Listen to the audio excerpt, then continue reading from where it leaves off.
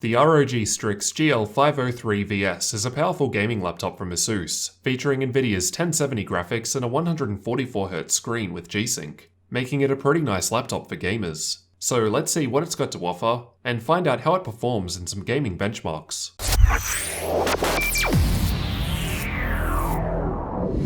Let's start by checking out the hardware specs. It's got an Intel 7700HQ quad-core CPU running at 2.8 GHz, which can turbo up to 3.8 GHz. There's 32GB of DDR4 memory running at 2400 MHz, although it typically seems to come with 16GB. For storage, there's a 256GB M.2 NVMe SSD, and a 1TB 5400 RPM hard drive installed. For the graphics, we've got Nvidia's 1070 with 8GB of memory, in combination with a 15.6-inch 1080p 144Hz IPS panel, and we'll see how this performs later in the benchmarks. For the network connectivity, there's a Gigabit Ethernet port and Intel 8265 AC Wi-Fi, as well as Bluetooth 4.1. The lid has a brushed metallic look to it and features the ROG logo, which has a mirrored finish and lights up red when the laptop's powered on. The plastic material inside is smooth and has a carbon fiber look to it, which helped a little in hiding fingerprint marks. Overall, I think it's got a nice clean look to it without feeling too gamery. The physical dimensions of the laptop are 38.5cm in width, 26.2cm in depth, and 2.54cm in height. Considering the powerful hardware inside, I thought it was fairly thin, but we'll see how the temperatures are later. The total weight of the laptop is advertised at 2.54 kilos with the battery, which is exactly what I got, and this increases to just under 3.5 kilos when you include the power brick and cable for charging. As mentioned, the screen here is a 15.6-inch 144Hz 1080p IPS matte panel with G-Sync. The viewing angles are pretty good. The colours are still clear even on sharp angles. I've also measured the colours produced by the screen using the Spider 5 Pro, and my results return 98% of sRGB, 68% of NTSC, and 74% of Adobe RGB, so it seems pretty good in terms of colour reproduction. I'd have no issues using this for content creation in addition to gaming. I've performed my usual backlight bleed test on the display, which involves having the laptop show a black screen in a dark room to help emphasize any bleeding around the edges. I then take a long exposure photo to display any bleed, so this is a worst case scenario test. As you can see here, there was no bleed at all. The screen was basically perfect in this regard, although this may of course vary between laptops. While moving the display, there was only a little bit of flex. Overall, it was fairly sturdy owing to the hinges that were placed on the left and right corners, and you can open the laptop with one finger, demonstrating a fairly even weight distribution. Above the display is a HD camera capable of 720p video. The camera looks fairly blurry, even with some decent lighting. The microphone doesn't sound too bad, although it does seem to pick up some of the fan noise from the laptop. The keyboard was alright to type with. The keys felt a little mushy, but I had no problems using it. There's RGB backlighting which can be customized in 4 separate zones through the included Aura software, and you can either set a static color, a breathing effect, or cycle through colors. There was only a little keyboard flex while pushing down fairly hard. Overall, it was fairly solid, and this wasn't an issue while typing normally. There are 4 extra buttons along the top left-hand side, including volume up and down, microphone mute, and the ROG button which opens the ROG Gaming Center app, where you can monitor the system, change fan speeds, and more. Just next to those buttons there's a grill, which is another air intake for the internals. The touchpad was also pretty good. It's got a nice smooth surface with 2 physical left and right mouse buttons, which weren't too clicky. Moving on to the I/O, on the left there's the power input, Ethernet port, mini display port, HDMI 2.0 port, 2 USB 3.1 Gen 1 Type A ports, and a 3.5mm headphone and mic combo jack. Over on the right there's an SD card reader, USB 3.1 Gen 2 Type C port with Thunderbolt, 2 more USB 3.1 Gen 1 Type A ports, and a lock slot. There's nothing at all on the front, and on the back there's some air exhaust vents, and the status LEDs can be seen with the lid closed, but they're also viewable from the front when the lid's open.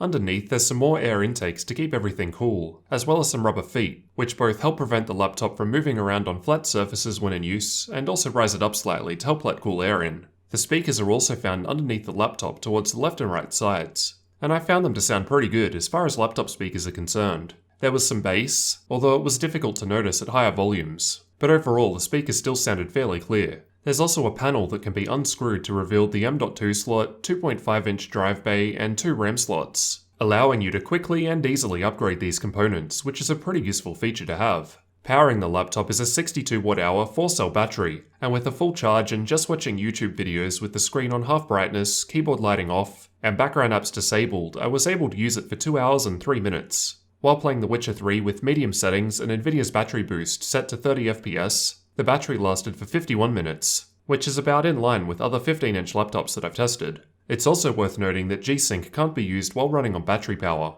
Overall, I thought the battery life was a little on the lower side for tasks outside of gaming, as there's no option to swap to integrated graphics here, so the power-hungry 1070 will be in use the whole time. During normal use with an ambient room temperature of 26 degrees Celsius, the CPU idled at 45 degrees, while the GPU sat at around 39. And here are the external temperatures of the laptop where you'll actually be putting your hands, getting to around 35 degrees or so.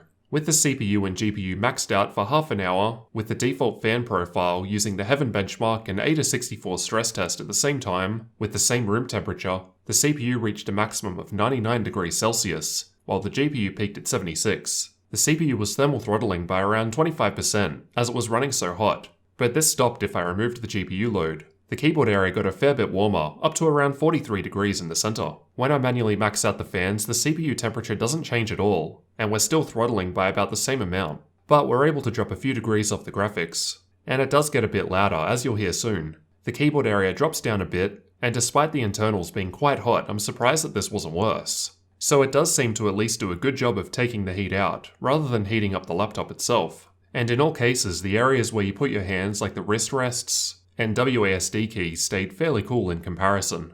The gaming result was from playing PUBG at high settings, and we can see that the CPU is still the same, but the GPU is slightly warmer when playing a real game rather than using a benchmark tool. As for the fan noise produced by the laptop, I'll let you have a listen to each of these tests.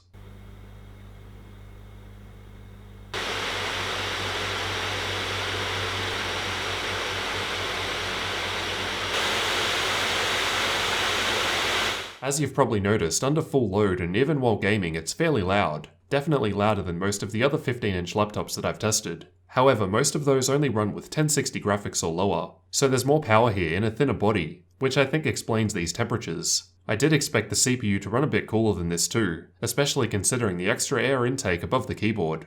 Although it's worth considering it was a pretty warm day here at 26 degrees Celsius inside, so your mileage may vary. I'll also note that there was no noticeable coil whine while testing in my unit. Finally, let's take a look at some benchmarks. We'll first cover some real-world gaming benchmarks, followed by tests with various benchmarking tools. All tests will run at the 1080p resolution with all Windows and Nvidia updates to date installed. Overwatch ran really well. We're able to take advantage of the 144Hz panel at high or lower settings. However, even at higher setting levels, the average frame rates were still quite high and the game ran nicely. This is my first time testing CSGO, as I thought it would be a competitive game that people would actually be looking at this laptop for. High settings are essentially everything maxed out, while low was everything on minimum settings. Even with everything maxed out, the averages were still crazily high, and well above the refresh rate of the display, but we can increase those 1% lows by dropping the settings down. Dota 2 isn't too demanding, but I'm testing with a fairly intensive replay, and to me it still felt extremely smooth regardless of setting level used. PlayerUnknown's Battlegrounds was tested with the latest 1.0 version using the replay feature.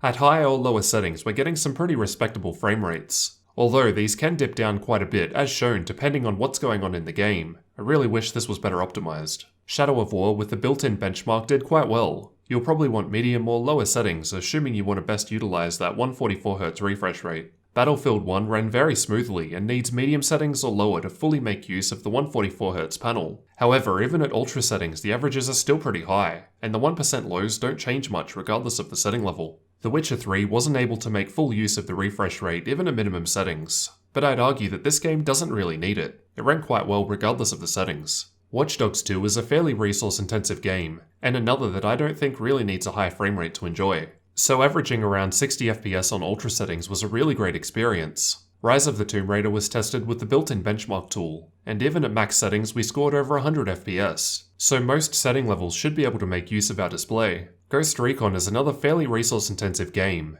and was also tested with the built-in benchmark tool, and we're not really getting high enough frame rates for the panel unless we play at minimum settings. But in any case, these frame rates are quite good for this game compared to other laptops I've tested. Doom doesn't change much regardless of the setting level used. However, 120 FPS at max settings with fairly high 1% lows even with OpenGL meant that the game was running very nicely. Expect even more with Vulkan. Overall, many of these games are able to take advantage of the 144Hz refresh rate of the display thanks to the Nvidia 1070 inside, allowing for extremely smooth gameplay. although depending on the game you may need to put the settings back a bit. Esports titles like Overwatch and CSGO run extremely well. Now onto the benchmarking tools. We'll start with the Unigine benchmarks, and this is how the laptop performed in Heaven benchmark with the tessellation set to extreme and anti-aliasing on 8. Here's how the Valley benchmark performed with anti-aliasing on 8 at various graphics settings. And finally, these are the results from their newest Superposition benchmark. For the final graphics benchmarks, I ran Firestrike and TimeSpy from 3D Mark, as well as VR Mark, and got some pretty nice scores thanks to the 1070. In Crystal Disk Mark, the 256GB NVMe M.2 SSD performed around 3,300 MB per second in sequential reads, but 1,200 MB per second in sequential writes, so really excellent read speeds. And although the writes are lower in comparison, they're still about double that of a SATA 3 based SSD, so pretty nice. The 1TB hard drive gets around 140 MB per second in sequential reads and 120 MB per second in sequential writes. Pretty good for a 5400 RPM hard drive. As for the price, this laptop comes in at $1,899 US, so you're definitely paying for all of these nice features such as the graphics, 144Hz display, and NVMe SSD. But as you've seen, it does provide a great experience. So what did you guys think about the ROG Strix GL503VS gaming laptop from ASUS? Overall, I was pretty impressed. This is the first laptop I've used with a 144Hz screen, and combined with G-Sync and the Nvidia 1070 graphics, it's capable of providing high frame rates in many games, while still being somewhat thin and portable. However, this does result in it running quite warm and loud, so just throw on some headphones and you'll be good to go. Let me know what you guys thought down in the comments, and leave a like if you found the review useful. Thanks for watching, and don't forget to subscribe for future tech videos like this one.